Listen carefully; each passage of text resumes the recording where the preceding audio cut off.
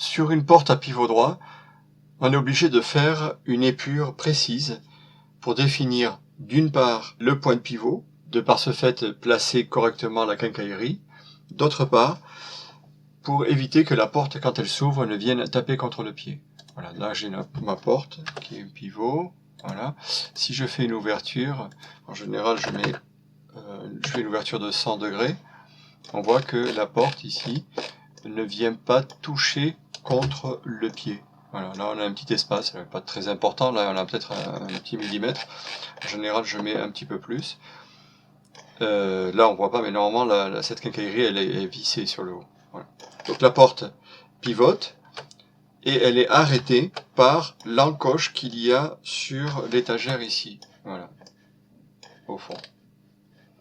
Donc cette étagère là, il va falloir faire une épure pour pouvoir bien définir l'endroit où la porte va s'arrêter.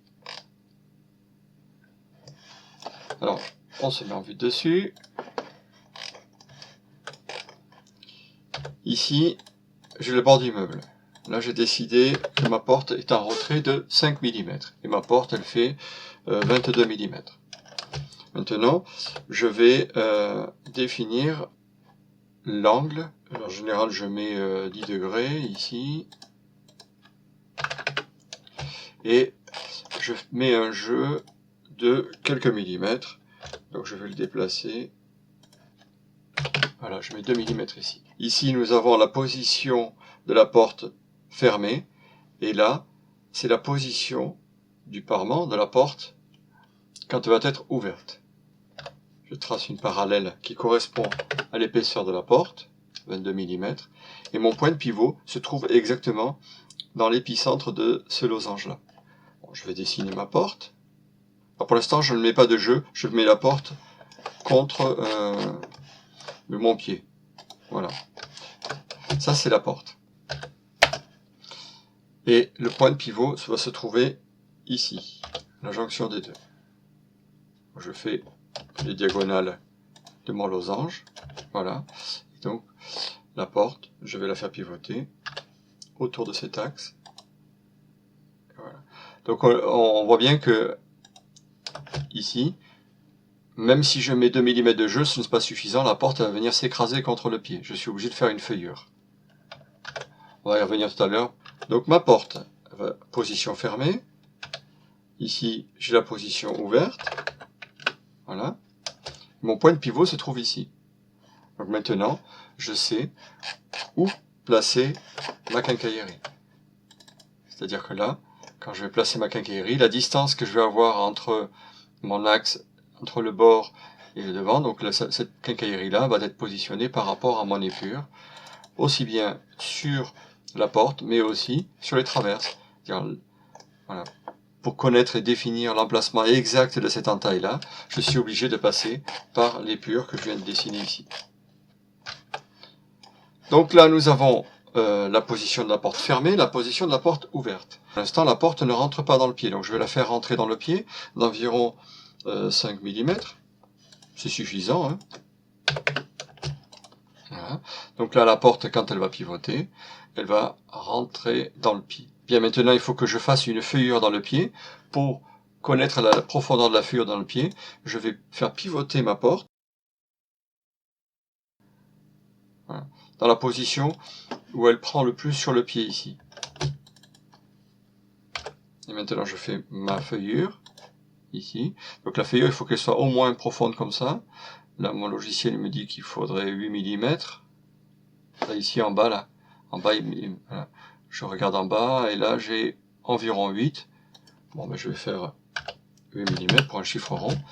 Et ici, voilà. Donc ça, c'est le jeu qu'il va y avoir sur ma porte au moment de l'ouverture.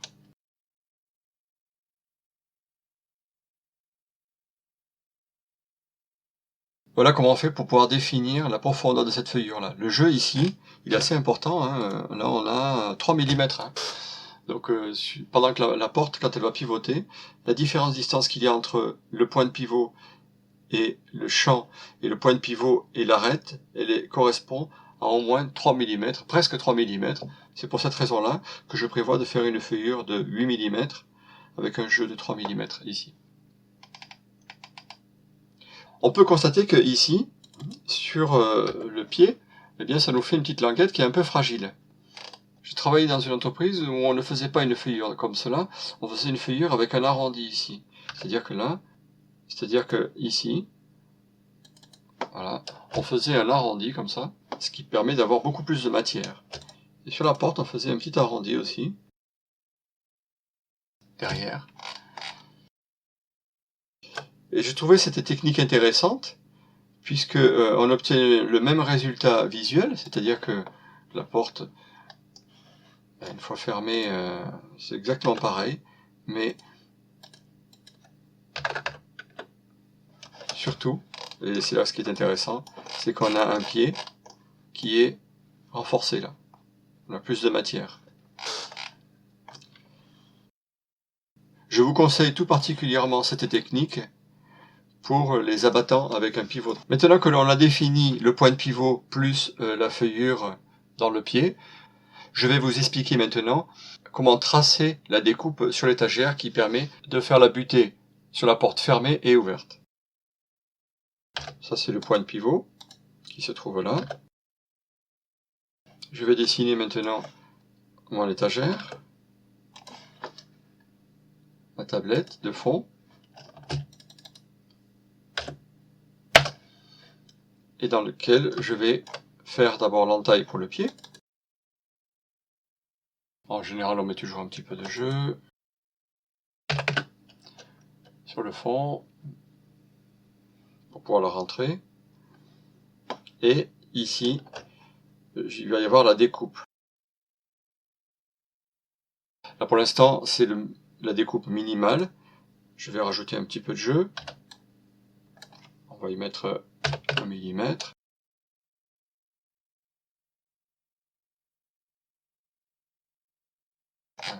Donc mon étagère va avoir cette découpe là. Et la porte, quand elle va venir, quand elle est fermée, elle est embutée contre le champ ici. Et quand elle est ouverte, elle se met embutée ici contre cet arrêt là. Alors, sur le meuble, voyons voir ce que ça donne. On va le voir sur l'arrière. Voilà, donc c'est l'encoche que nous avons ici là. Voilà pour l'explication du traçage du pivot droit pour la porte et pour l'étagère qui permet de faire la butée.